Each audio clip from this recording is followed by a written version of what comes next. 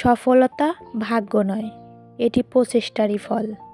মহান আল্লাহ তাআলা পবিত্র কোরআনে সূরা আর রাদের 11 নম্বর আয়াতে বলেছেন, আল্লাহ কোনো জাতির অবস্থা পরিবর্তন করে না যতক্ষণ না তারা নিজেদের অবস্থা পরিবর্তন করতে চায়।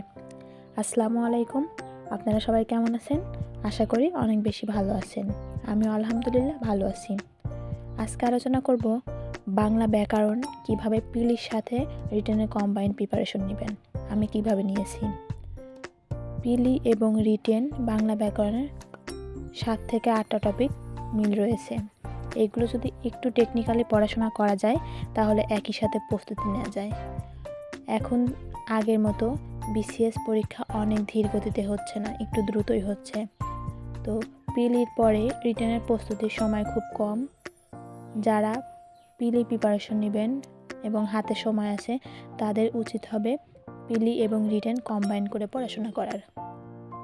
আর পিলি এবং রিটেনের যে টপিকগুলো আছে ওইগুলো পিলিতেও আছে, রিটেনেও আছে।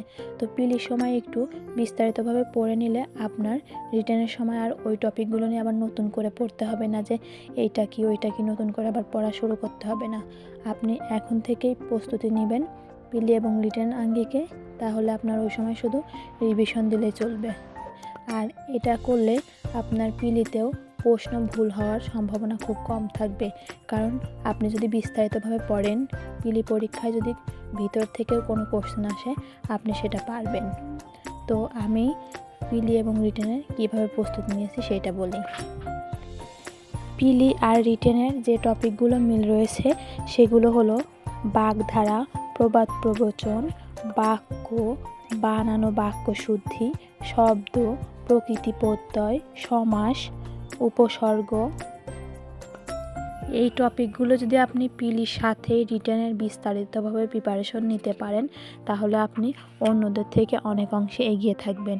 আপনি শুধু সমাসের কোনটা কোন সমাস এইভাবে না পড়ে ব্যাস বাক্য থেকে সমাস গঠন করে কিভাবে, বিশেষ্য বাক্যে পদ গঠন, বিশেষণে পদ গঠন, বহুব্রীহি সমাসের সাহায্যে বিশেষ্য পদ গঠন, তৎপুরুষ সমাসের সাহায্যে বিশেষ্য পদ গঠন, কর্মধারয় সমাসের সাহায্যে বিশেষ্য পদ গঠন, এইভাবে করে যদি আপনি পড়তে পারেন তাহলে আপনার সমাস, বানান, বাক্য শুদ্ধি, প্রয়োগ অপপ্রয়োগ, উপসর্গ এইগুলো যদি একটু ডেপথ থেকে পড়াশোনা করেন তাহলে দেখবেন আপনার পিলিতেও অনেক বেশি কাজে লাগতেছে। কারণ এখন আগের মতো খুব সহজ সহজ প্রশ্ন আসে না, ভিতর থেকে প্রশ্ন আসে। তো আপনারা ট্রাই করবেন এইভাবে প্রস্তুতি নেওয়ার। আমি পিলি এবং রিটেন কম্বাইন করে প্রিপারেশন নিচ্ছি এবং এইখান থেকে দেখতেছি রিটেন আঙ্গিকে পড়াশোনা করলে বিস্তারিতভাবে পড়াশোনা করা হয়, যার কারণে খুব সহজ প্রশ্ন আসলে বা কঠিন প্রশ্ন আসলে এর ভেতর থেকে অ্যান্সার করা যায়। আর সবসময় গোছায় পড়াশোনা করতে হবে, কারণ গোছায় পড়াশোনা করার উপকারিতা অনেক। আপনি যদি একবার একটু কষ্ট করে গোছায় নিতে পারেন পড়াগুলো, পরের বার দেখবেন রিভিশন দিতে আপনার খুব কম সময় লাগবে। আপনি প্রথমে বই নির্বাচন করার পর যখন কোন কোন বই আপনি পড়বেন সেটা যদি একবারে আপনি ঠিক করে নেন তাহলে কিন্তু আপনার পরবর্তীতে এমন হলো না, কেউ যদি আপনাকে বলে এই বইয়ের প্রশ্ন ভালো ওই বইয়ের প্রশ্ন ভালো, তখন আবার যদি আপনি অন্য বই পড়তে যান তাহলে দেখবেন আপনার সময় নষ্ট হবে, কিন্তু আপনার লাভের লাভ কিছুই হবে না।